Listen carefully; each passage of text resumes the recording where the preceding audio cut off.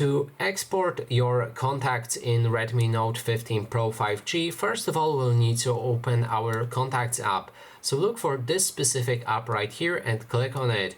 Go into Organize button and then scroll down until you see the export.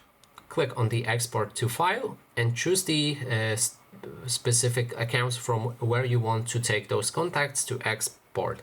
I'm gonna pick both of the emails and SIM card that I have right here and then export all of the contacts into VCF file. Now we can save this file. If the file is saved, you can send it to somebody else or on your another device and then import the contacts by clicking on the import button from file. Choose the destination where you want to save them and pick the contact file that you want to import from. You need to find it in your files, so here just click on the 3 lines and find it in Downloads, Documents, or click on your phone and then browse through entire storage. And that is basically everything. Thanks so much for watching, and if you like this video, please consider subscribing.